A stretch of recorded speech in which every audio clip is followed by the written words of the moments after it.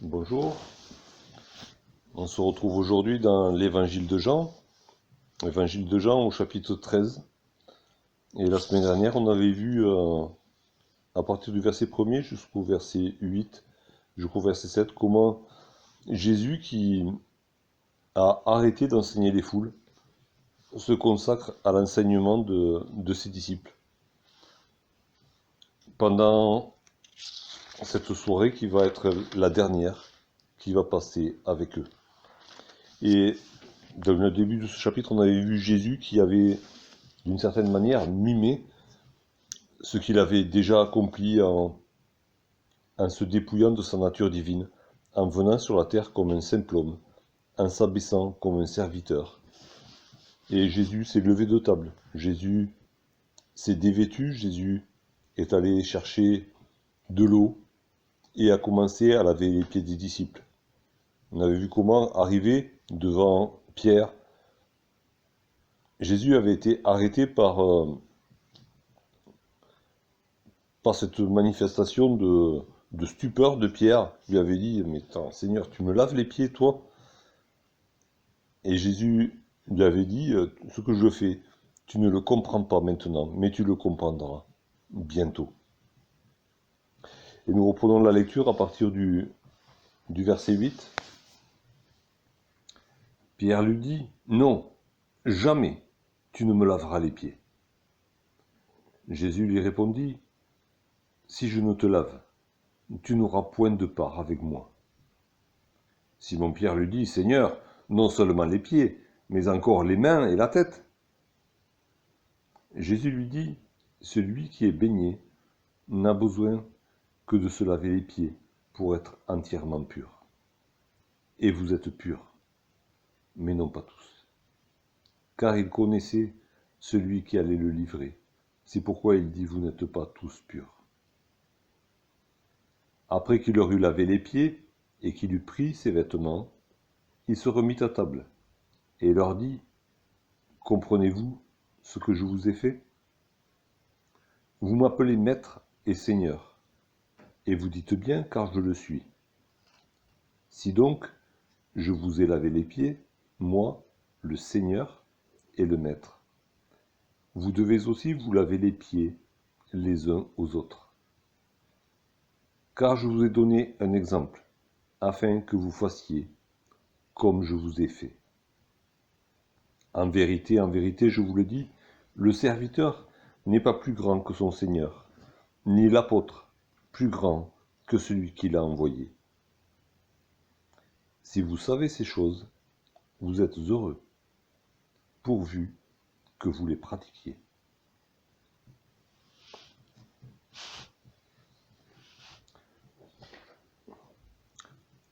Au verset 8, Pierre lui dit, non, jamais tu ne me laveras les pieds. Jésus vient de lui dire, ce que je fais, tu ne le comprends pas maintenant, mais tu le comprendras bientôt. Jésus savait très bien que Pierre ne pouvait pas comprendre ce qu'il était en train de faire. Mais Pierre aurait pu dire au Seigneur, explique-moi, je veux comprendre. Au lieu de cela, choqué par sa propre interrogation, Pierre refuse catégoriquement que Jésus lui lave les pieds. Non, jamais tu ne me laveras les pieds. Dans le texte original, il y a presque, on va dire, c'est 3 fois jamais. Non, au grand jamais tu ne me laveras les pieds. Pierre affirme son intention de refuser de se laisser laver les pieds, mais de manière très très catégorique. Jamais, 3 fois jamais tu ne me laveras les pieds.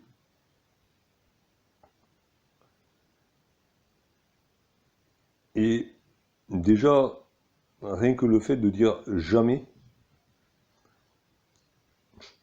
ça peut être déjà un signe d'orgueil. Comment nous, qui sommes si faibles, qui ne maîtrisons rien sur cette terre, pouvons-nous employer des mots comme jamais ou comme toujours? C'est des mots que seul l'Éternel peut employer à son égard. Parce qu'il est constant, il ne change pas, il a tout pouvoir. Ce qu'il dit, il l'accomplit. Pierre et nous sommes faibles, nous sommes inconstants, nous n'avons pas la puissance de tenir nos promesses. Alors, comment dire jamais? Comment dire toujours? C'est juste un signe d'orgueil. Quand on croit qu'on pourra tenir toujours, ou qu'on ne fera jamais, qu'on ne sera jamais tenté, qu'on ne cédera jamais.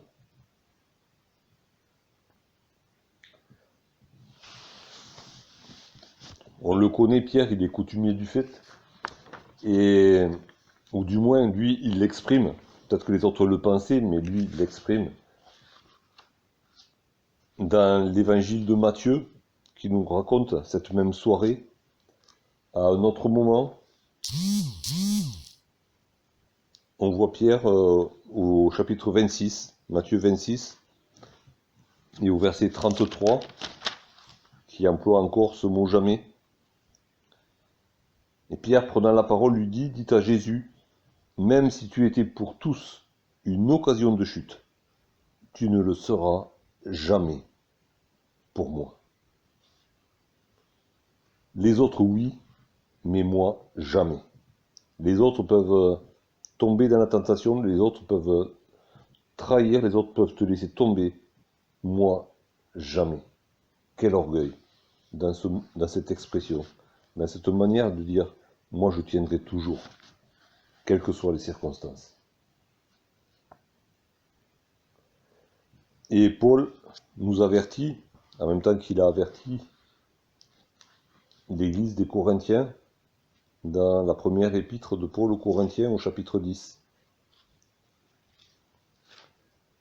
Et au verset 12, ainsi donc, que celui qui croit être debout prenne garde de tomber. Par rapport aux autres, j'ai peut-être l'impression que je suis plus fort, que j'ai davantage de résistance, que j'ai davantage de sagesse. Paul, de la part du Seigneur, nous dit, si tu crois être debout, prends garde de tomber. Jésus ne relève pas. Jésus, à cette occasion-là, ne relève pas la folie de Pierre. Il le fait dans Matthieu, là, dans ce passage. Tout de suite, il dit non, tu vas me renier 3 fois. Mais là, Jésus ne relève pas. Jésus ne relève pas. Il lui dit simplement l'essentiel. Si je ne te lave, tu n'auras point de part avec moi. Pierre, il faut que je te lave. Parce que c'est la condition pour que tu puisses avoir une part avec moi. Ce mot qui est traduit par part est traduit ailleurs dans les évangiles par territoire. Et on sait que dans la culture du peuple d'Israël, le territoire c'était quelque chose d'important. Un territoire avait été alloué à chaque tribu, et dans chaque tribu, à chaque famille, il y avait un territoire, une ville, un village qui était attribué, des champs qui étaient attribués. Cela faisait partie de l'héritage. La part, c'était l'héritage que chacun avait reçu. Et la parole nous dit que nous sommes héritiers, que nous sommes co-héritiers avec Christ. Et Jésus est en train de dire à Pierre, Pierre, si tu veux hériter avec moi, si tu veux avoir ta part d'héritage, ton territoire à toi, ton champ à toi, je dois te laver les pieds. C'est la condition. On verra tout à l'heure ce que signifie laver les pieds.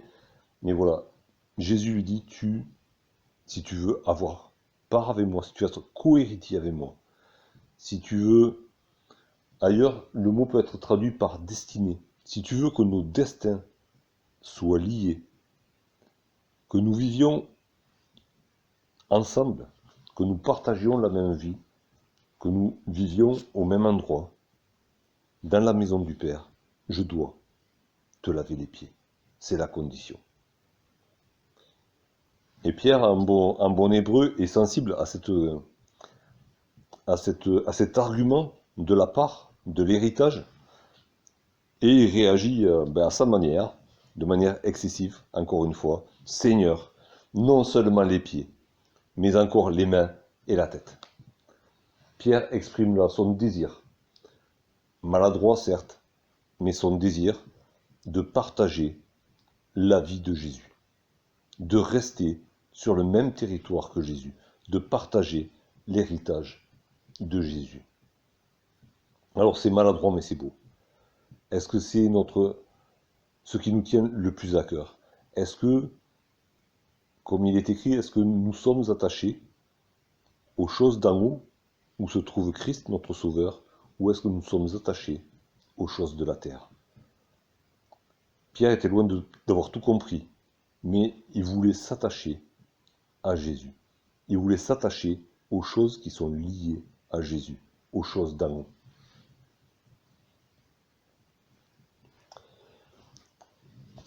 Et Jésus, avec douceur, le reprend encore une fois.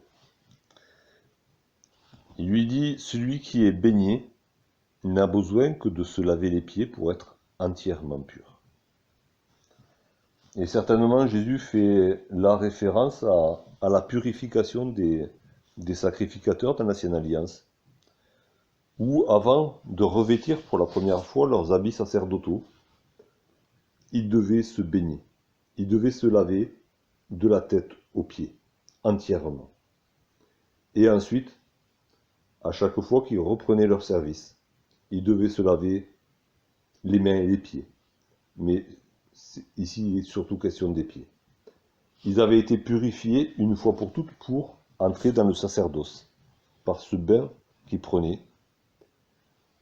Et à chaque fois qu'ils se présentaient de nouveau pour leur service, dans le tabernacle, ils devaient se laver les pieds. Mais ils ne devaient plus se baigner entièrement.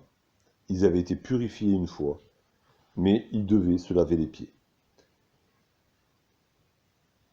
Et par cela, Jésus nous enseigne, oui, nous avons été lavés par le bain de la régénération. Nous avons été lavés de nos péchés par le sang de Jésus-Christ. Mais nous marchons sur cette terre. Nos cœurs sont déjà assis en esprit dans les lieux célestes avec Jésus-Christ. Nos pieds sont encore sur la terre. Nous marchons sur cette terre où nous rencontrons les tentations, où nous rencontrons les mauvaises pensées, où nous rencontrons la pensée de ce monde. Et pour pouvoir continuer à marcher vers la maison du Père, nous avons besoin de nous faire laver les pieds. Nous avons besoin que Jésus-Christ nous lave les pieds.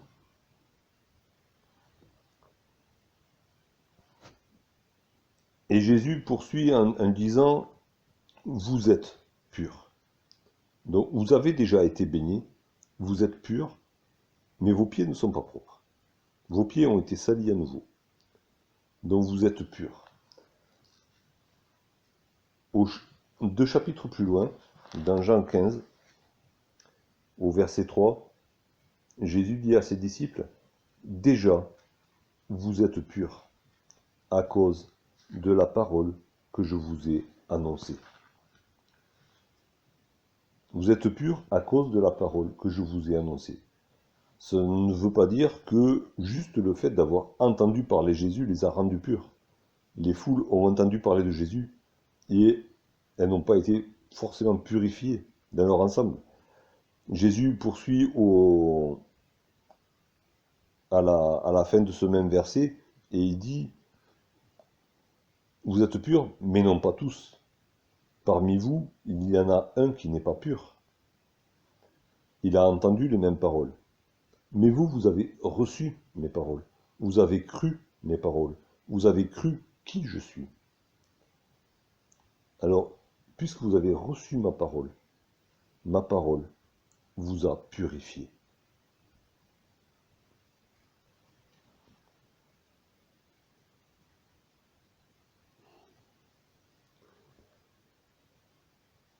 Et Jean nous précise au verset 11, oui, Jésus connaissait celui qui allait le livrer, celui qui n'était pas pur, celui qui avait entendu la parole, mais qui ne l'avait pas reçue. Et c'était là le problème de Judas. Le problème de Judas, c'est qu'il avait entendu la même parole que les autres disciples.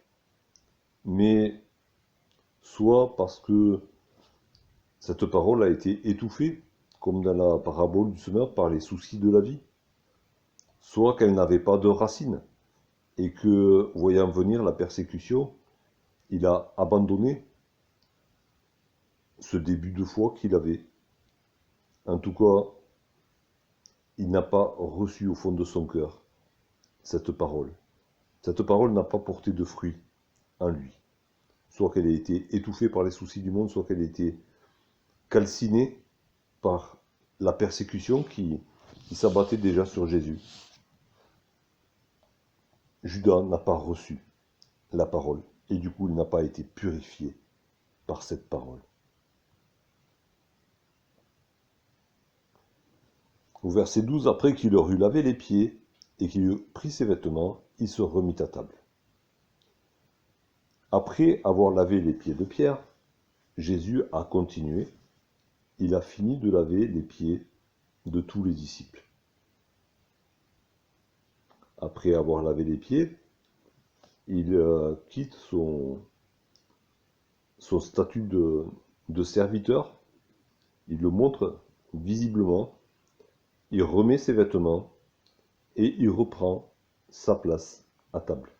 La place du maître. La place que logiquement, il n'aurait jamais dû quitter.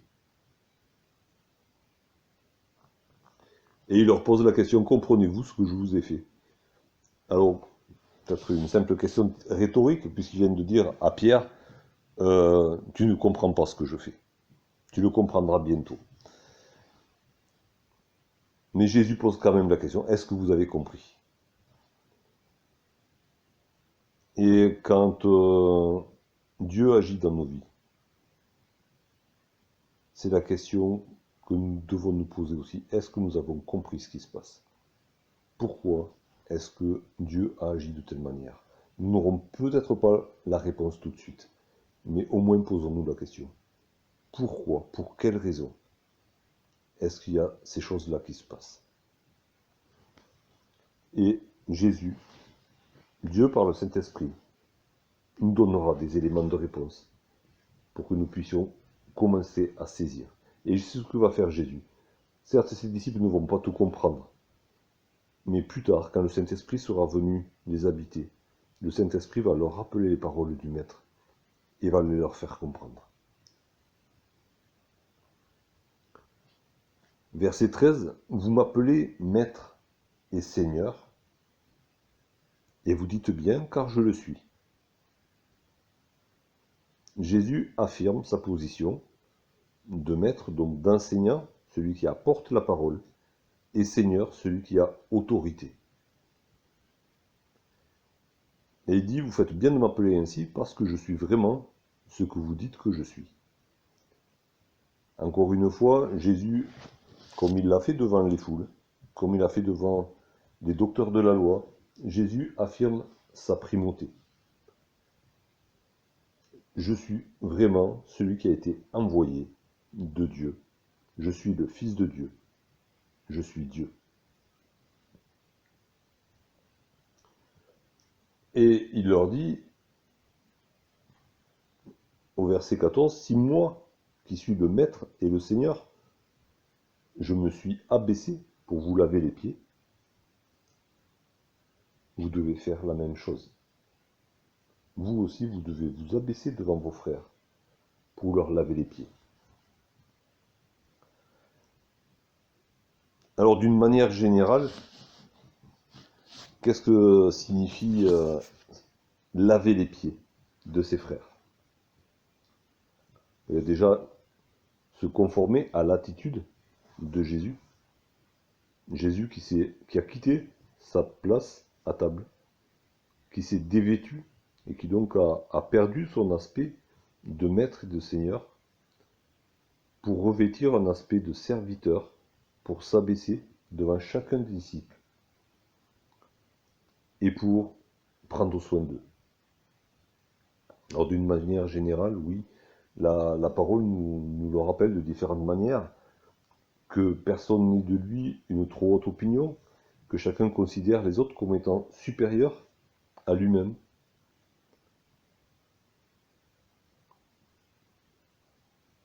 Dans le fait de laver les pieds de ses frères, de ses sœurs, il y a aussi un autre aspect important, c'est celui que Jésus a voulu faire ressortir en premier.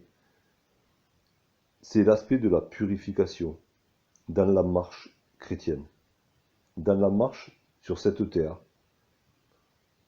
vers la maison du Père. Et il s'agit vraiment d'aider ses frères à se purifier des mauvaises pensées, à se purifier des péchés, à résister à la tentation, à confesser les péchés. On en a un exemple, parmi tant d'autres, dans l'Épître aux Hébreux, une exhortation dans ce sens-là. Hébreux au chapitre 10, le verset 24. Veillons les uns sur les autres pour nous exciter à l'amour et aux bonnes œuvres. Veillons les uns sur les autres pour nous exciter à l'amour et aux bonnes œuvres. On est appelé à veiller les uns sur les autres.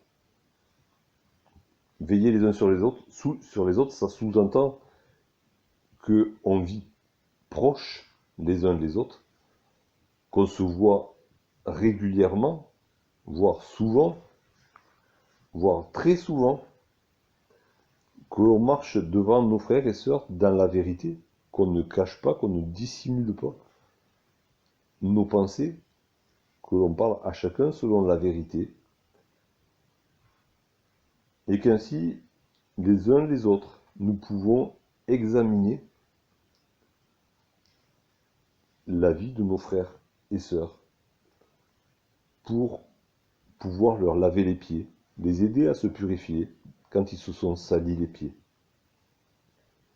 Et il ne s'agit pas uniquement de rejeter le mal, mais il s'agit aussi de s'exciter à faire le bien. C'est aussi une manière la meilleure manière de rejeter le mal, c'est de travailler au bien. Et donc nous sommes appelés, à l'exemple de Jésus, à laver les pieds de nos frères et sœurs, en les aidant à se purifier des mauvaises pensées, à se purifier des tentations, à se purifier des péchés qu'ils ont commis. Mais ce n'est pas... laver les pieds, Jésus leur a donné l'exemple. Jésus s'est présenté comme un serviteur, il s'est abaissé en dessous de chacun des disciples. Et arrivé devant Pierre, il a même attendu que Pierre lui donne l'autorisation de lui laver les pieds. Jésus n'a pas imposé, Jésus a argumenté, oui, il a dit si je ne te lave les pieds, tu n'auras pas de part avec moi. Mais Jésus n'a pas imposé le lavage des pieds. Jésus a attendu que Pierre se laisse faire. Paul nous donne la conduite à tenir dans notre manière de laver les pieds. Dans la deuxième épître qu'il écrit à Timothée, d'abord au chapitre 2, bon là il ne s'agit pas forcément de frères, de sœurs, quoique ça peut être des frères et sœurs qui s'opposent à un enseignement par exemple. Et donc dans la deuxième épître de Paul à Timothée au chapitre 2, au verset 25, il est question de ce que doit faire l'ancien dans l'assemblée. Il dit, il doit redresser avec douceur les adversaires dans l'espérance que Dieu leur donnera la repentance pour arriver à la connaissance de la vérité. Il doit redresser avec douceur. Et au chapitre 4, et au verset 2, Paul dit à Timothée, prêche la parole, insiste en toute occasion favorable ou non, reprend, censure, exhorte avec toute douceur et en instruisant. Dans ce mot douceur, il y a une notion d'humilité. J'ai regardé tout à l'heure, mais je ne l'ai pas noté, mais il me semble bien qu'il y a une notion d'humilité dans cette douceur et en instruisant. Et c'est exactement ce que fait Jésus quand il lave les pieds de ses disciples. Il n'impose pas le lavage des pieds. Il le fait à la manière d'un serviteur. Il s'est abaissé et il instruit derrière. Il explique ce qu'il est en train de faire.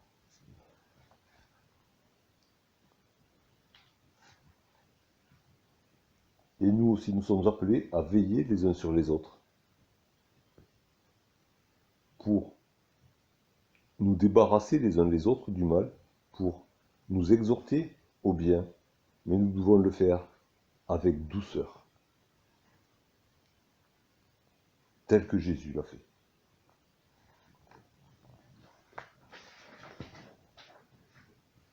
Et Jésus poursuit, car je vous ai donné un exemple afin que vous fassiez comme je vous ai fait. Dans ce domaine-là, comme dans tous les autres domaines de notre vie, Jésus nous a donné un exemple. Jésus ne s'est pas contenté d'enseigner, Jésus a mis en pratique l'enseignement qu'il a donné. Et c'est pour cela qu'il est le parfait modèle. Il avait les paroles justes, et les actes et les attitudes justes aussi. Et ailleurs, on trouvera d'autres passages où il est question de faire comme Jésus a fait. Juste après, il est question d'aimer comme lui nous a aimés. Il est question de pardonner comme Jésus nous a pardonné. Et Jésus donc est pour nous le parfait modèle. Chaque fois que nous devons faire quelque chose, chaque fois que nous devons dire quelque chose, nous pouvons nous poser cette question. Qu'aurait fait Jésus? Qu'aurait dit Jésus s'il était à ma place? Comment est-ce qu'il aurait réagi? Comment est-ce qu'il aurait parlé à telle ou telle personne? Je vous ai donné un exemple. Et Jésus a donné des exemples pour toutes les situations de la vie, afin que vous fassiez comme je vous ai fait.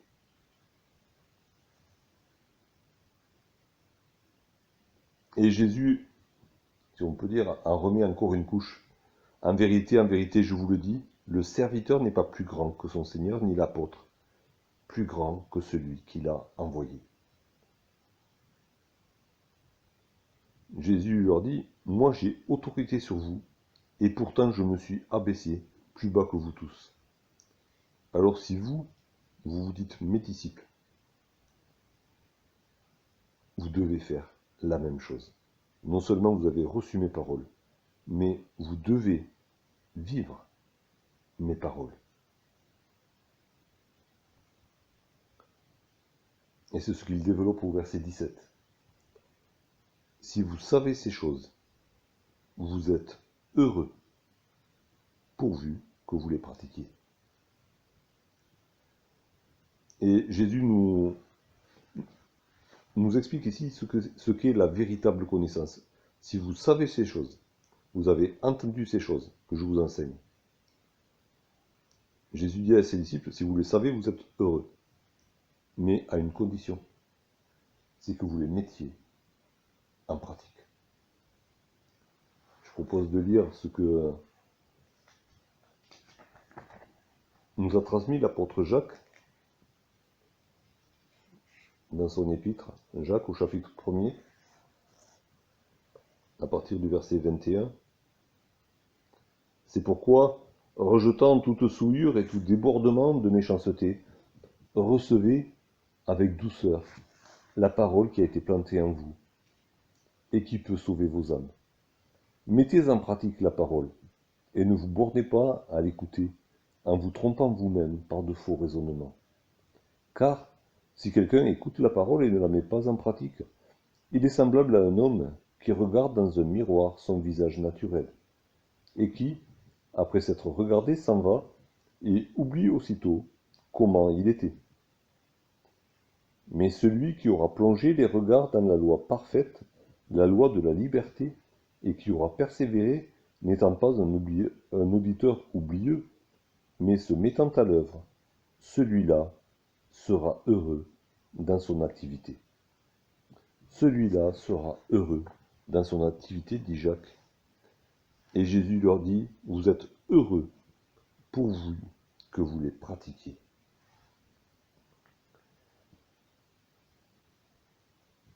Il y a deux choses là, il est question d'être heureux et question de mettre en pratique. Et les deux choses sont intimement liées, les deux choses sont indissociables. Une chose conditionne l'autre. Et inversement, vous êtes heureux pourvu que vous les pratiquiez. Vous êtes bien heureux, vous êtes bénis. Dans l'Ancienne Alliance, il est souvent question de bénédiction liée à l'observance des commandements. Tout le peuple avait reçu la loi de Dieu. Tout le peuple connaissait la loi de Dieu.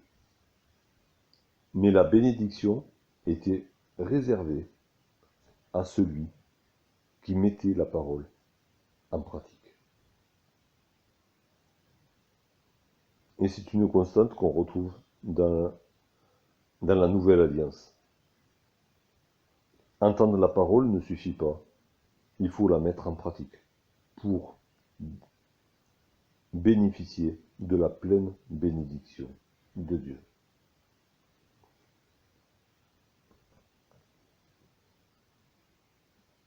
Il y a aussi un aspect où vous pouvez connaître intellectuellement la parole, mais vous ne la connaîtrez vraiment qu'à partir du moment où vous allez la mettre en pratique. Une connaissance intellectuelle ne sert à rien. La parole doit descendre dans le cœur, porter du fruit et faire agir celui qui l'a reçu. Et à ce moment-là, le bonheur est là, la bénédiction est là.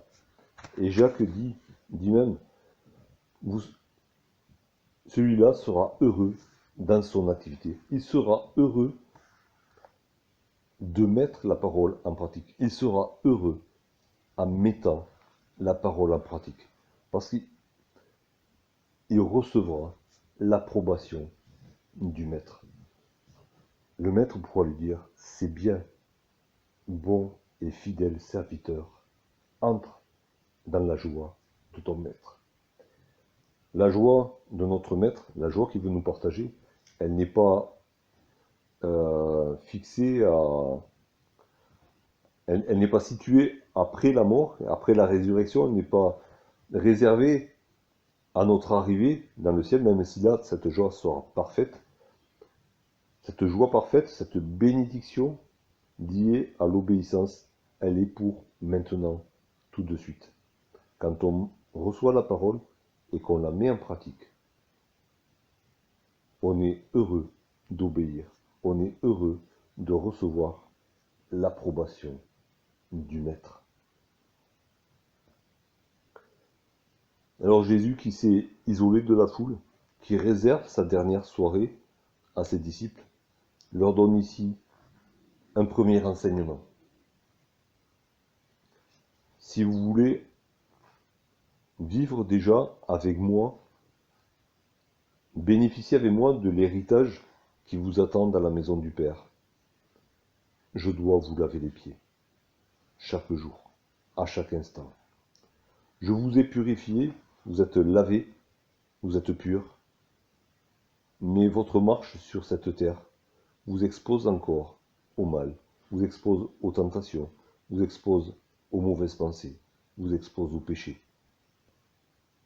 Et vous avez besoin d'être lavé. Laissez-moi vous laver.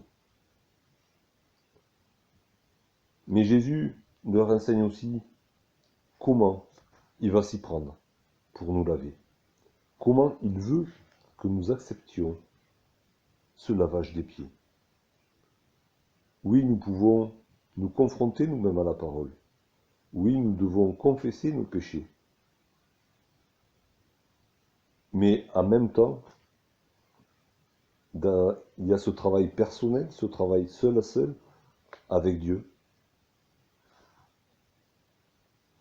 Mais il y a aussi ce travail collectif que Jésus nous demande à la fois d'accepter pour nous et auquel il nous demande de participer pour nos frères et sœurs. Il s'agit de laver les pieds les uns des autres.